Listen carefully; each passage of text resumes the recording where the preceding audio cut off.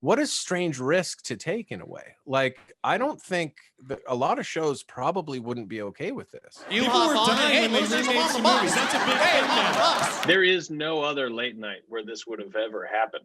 There's no chance. A lot of people don't take these bigger risks where, perhaps someone does pull them into a meeting if this thing flops, and you having the confidence in Jon to begin with, and then myself, and then Conan for being, willing to put his name on it, it truly is a big deal. It's almost that when someone puts their faith in you, now you go, well, now I can't fail.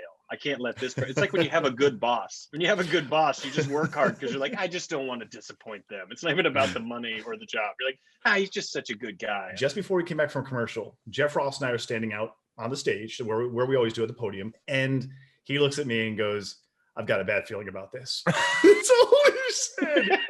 That's honestly, and he's right. And he should have had a bad feeling about this. A lot of work goes into a short late-night stand-up set. Join me, JP Buck, as I spotlight the comedians who came up with some of my favorite Conan sets. This is The Setup. Please welcome Jon Dore and Rory Scovel. I had seen you in Montreal at the Just for Laughs Comedy Festival do something with Reggie Watts that blew my mind. Yes, so you would have seen at Just for Laughs, Reggie. Now, Rory was at that Just for Laughs festival, and then if Rory was available, it would have been Rory and I doing that. There's one time in Montreal where me, you, and Reggie did a three-person version of this. Oh, I don't even remember that. And it was so difficult to do, and Reggie was sort of behind us with the keyboard, and I don't remember if he had his looper or not, but yeah, it was very, very difficult. He would have upstaged us, literally. He would have been. Well, everyone would have been like, "Can we just watch Reggie? Can you guys get out of the way?" And we just exactly. That's what I would have been doing. Why are these two guys talking? These guys are ruining Reggie's set. I had done like the idea. I remember being at the Bridgetown Comedy Festival, and then James Adomian and I performed it together because there was like maybe 13 people in a theater. And so it didn't feel right to just go up and try and give it your all and do a traditional set. So yeah, we experimented with it there. And then I'd done it with, I think, Lynn Shawcroft and Reggie Watts. But Rory obviously was someone that I think we just trust each other instinctively on stage. So it was always fun to do it with Rory in a way that was a little more fun than doing it with anyone else. So yeah, I think you'll probably get into this, but I don't think we really prepared much. For the better product, you almost can't practice it. Yeah. The moment you go to listen to the other person, you're done. Yeah. You almost don't want to know what they're going to say because you don't want to have any track record in your mind of where they might be at in their, their version. You can't make mistakes if there's no script to follow is good too. The only thing we knew, there were very general notes. Like obviously there's a guitar involved that gets broken, and then Rory is going to do improv with an audience member.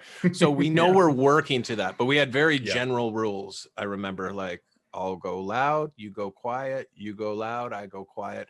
And that was pretty much it. And I watched this set today for the first time in forever leading up to this. And there are some like genuinely really funny things that happened and coincidences that happen. And moments where words pop up and happen. And it's always different whenever we would do it live. But yeah, that was a pretty special taping because things happened that have never happened before. I think what's amazing about it is that ultimately on the surface, it really is just one joke to laugh at. It's just the setup. Yes. Where, people come out and it's like, oh, we heard the setup from Conan, who delivered it so perfectly that millions of people thought it was real. And then when you come out and you facilitate that setup, it's almost like everything after that, hearing a word here and there, or a really crazy sentence, or Jon, breaking the guitar, or the woman coming up to do the arms thing. Those are just added bonuses to that overall joke, because there's no ending to that joke. I mean, it really all just ends. And that's a great point. Like Conan sells it so well. This doesn't happen often in our business, but we have tonight accidentally double booked comedians for the show. And we booked them both for the same night. I am sorry. I don't know how this happened. And I guarantee it will not happen again. It's very unprofessional. And you'd think I'd know better after all these years, and my team would know better, but this happened. So rather than rescheduling, one of our comics. This is interesting. They have both graciously agreed to share their time tonight. It almost feels beautiful when he says they've agreed to share their time. Like, what charitable comedians? They're traditionally so selfish, and then now they've agreed to share their time. And then it is a one-note joke that gets repeated, and that's why we have to up the ante a little bit. You guys are both two of the bravest people I know on stage. We're just dumb.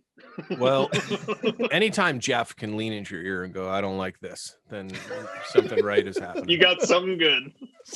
You're getting bravery. You're getting dumb bravery. All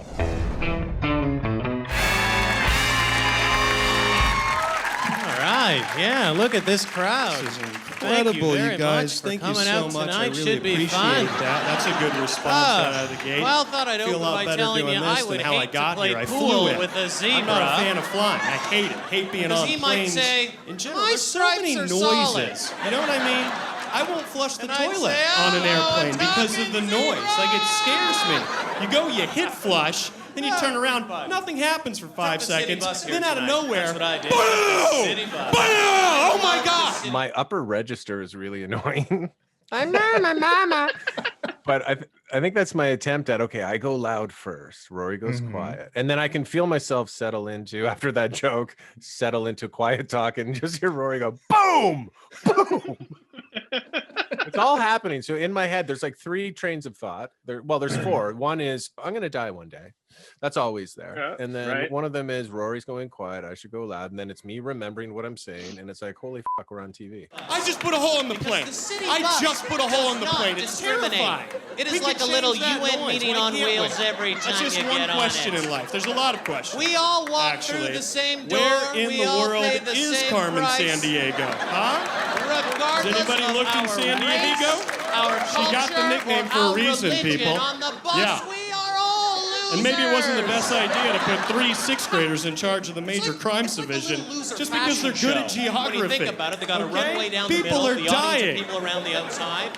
You People hop are on dying and, when hey, they losers, remake I'm on the some bus. movies. That's a big Hey, thing I'm on the now. bus. Remaking Hey, movies. look They at me. remake Hey, I Karate don't have a Kid. car either. They weren't mad about What's it. that? I was excited. Walmart. Reminded me of my childhood.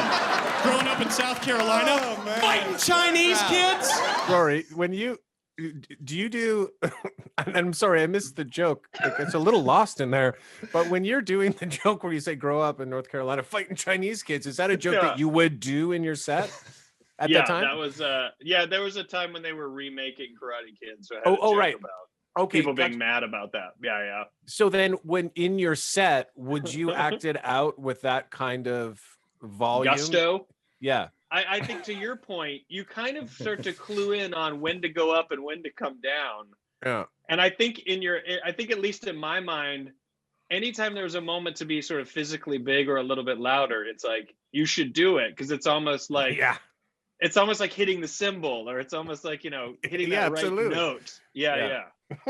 You almost choose the bits that require the least amount of like layers to it. You just want to know, like, okay, all I have to remember is I'm talking about how loud the toilet is on the airplane. No one's catching the minutia, so the minutia doesn't matter. If the joke requires the minutia, then it's almost like a waste of time because they can't hear it and you don't want to remember it. I'm just glad that I've been able to remember my material tonight. I didn't know that. I didn't know that. And they didn't know that I didn't know, and that's my life philosophy. I have a terrible short-term barbecue. If somebody doesn't know that good you're to be racist. Here. Who here likes music? You know How what I people mean? like music? Oh man, this is a little something I like to do when I'm out on the road. I think we've exhausted the idea for a TV set of doing material. Yeah. And now it's like elevated to make it so ridiculous. It's almost perfect that about halfway through this, something changes. And I mean, a guitar coming out catches everyone's attention. You still haven't caught up with the fact, like, what are each of them fucking saying?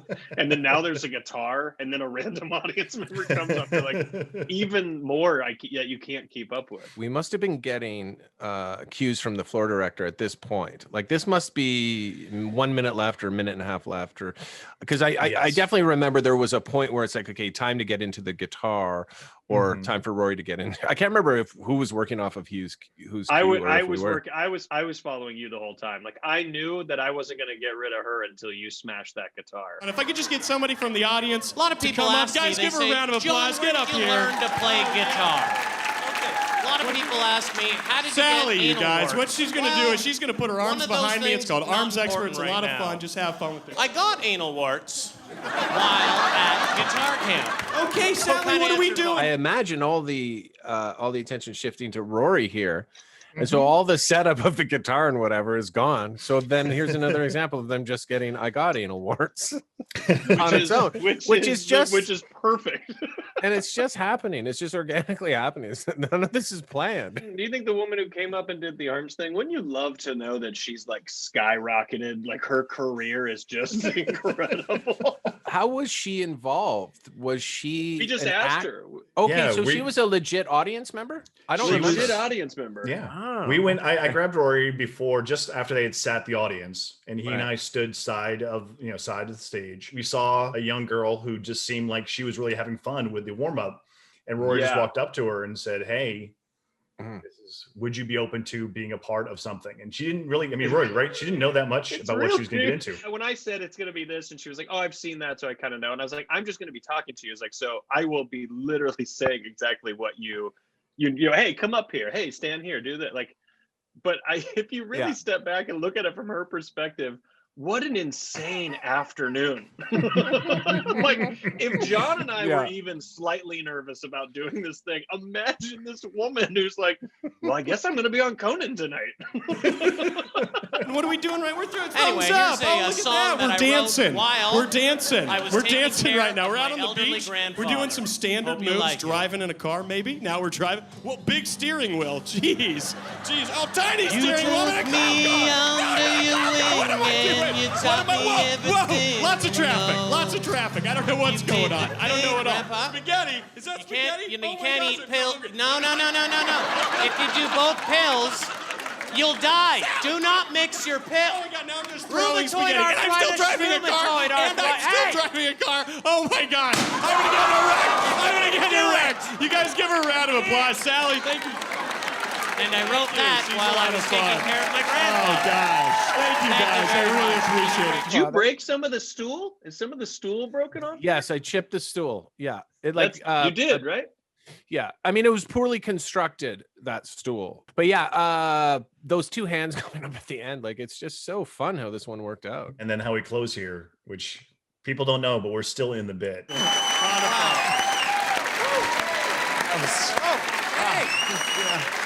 And really incredible job. So gracious. Jon Dore, Rory Scovel, that was great. Where can people catch you guys live? Oh, well, I'm going to be in Atlanta at the Buckhead Theater July 14th and the next night in Asheville. We will take a break. We will be right back. Thank you very much, guys. Something that no one is really aware of is what was going on backstage this day. Oh. Remember? This was the day a lot of comics came down because they heard you guys were doing this. So Nick Thune being one of them. Yeah. And there was a group gathered backstage because they just needed to witness what you were doing. That led to a lot of free time on their hands. Mm-hmm. It led to a very elaborate practical joke being played on another comedian. Mm-hmm. That's right. I'm uncomfortable talking about this, but I have a funny feeling. Was this the same day? Or was it this it was, for sure it was the same day. Yeah. I'll say this. You know what I'm disappointed about with this? Rory was definitely the conscience, and I feel like you were uncomfortable with it, and rightfully so. Thune was definitely excited about trying to do a prank like this. The problem with this prank was that we were not making someone think something horrible was going to happen and then give them a sense of relief by letting them know the world is fine. We were promising them something fun and exciting and then taking that away from them, which was not good. That's true. So that's the flaw in this practical joke. When you look back, you go, it wasn't the right thing to do. But for everyone wondering, Rory, we're out of time. We're out of time. Lacey McLaughlin says, I had subtitles on and it gave up halfway through. I tell you what, that's actually a good point, to watch it with subtitles. I bet that's insane. That's really funny. We have to post What it does with that subtitles. look like? What does that look like with subtitles? Berto Garcia says, "This is their act. They do this everywhere. It's not funny. It's lazy." Well, I agree with the last part. It is lazy, but It is lazy, but it is funny. and it's really fun to do, which is the most important thing in my mind. Yeah. I love when someone says something isn't funny and you can watch it and undeniably there are people laughing at it. Yeah. But also you're allowed not to love it. I mean, great. I mean, I just love people's own opinions because the definitive statement of a thing. Like, this isn't funny. Like, okay. but it's the phrase, they do this everywhere. It's not funny. So it's them saying this one. I think they're buying into a little bit of the intro. Like, don't be fooled by this double booking nonsense. They do this. Happens. They've done this before, and I don't like it. You're right. It's so strange to come to realize that this is a decade, but a decade this September or November, I can't remember. No, 2011. Yeah, it'll be a decade. Yeah, this September. I would say it's been an overwhelming positive response. I've seen people tell people they need to watch it, and people have come up and asked me about it. 10 years later, this dumb thing that we got to do, that you guys let us do, people still really hold it up as something special. And I for me, I think it's special. I hadn't been on a late night thing and I'm performing with my friend and it's this crazy thing. So I think it's special. So it's pretty cool when someone else, feels that way too about it and they're just a part of the audience. Yeah, I think it's the kind of thing. I mean, everything Rory said, it was so fun to do. It felt different and it was something we could do together that we've tested before. And it also felt like if it goes wrong, who cares? Like it just felt like, and it's rare that if something like that, which is, don't get me wrong, being on Conan and doing stand-up is so precious and important and fun. And it's like a notch on the belt and it's that thing you look forward to. So you do feel lucky, but in order for this thing to work out, you kind of have to just fly by the seat of your pants. So it was so fun. It was really fun to do in one of those ways where, the prep for it, laughing and giggling backstage and being loose and treating Conan's backstage green room set like you would a regular green room, which is just jokes and silliness and other comics dropping by and practical jokes. And I don't know, like the culture there is so supportive of silliness and goofiness. So I love it. And traveling around comedians, the response is great. Like, people seem to say that thing you and Rory did was so fun, and they call, I don't know, and people come up with names for it, which is interesting. They'll say like dueling comics. I'm like, never called this anything. Right. But it's so interesting. And thank you, JP, by the way, for letting us do it, because it was a ball. I should say thank you, but I can't and I won't.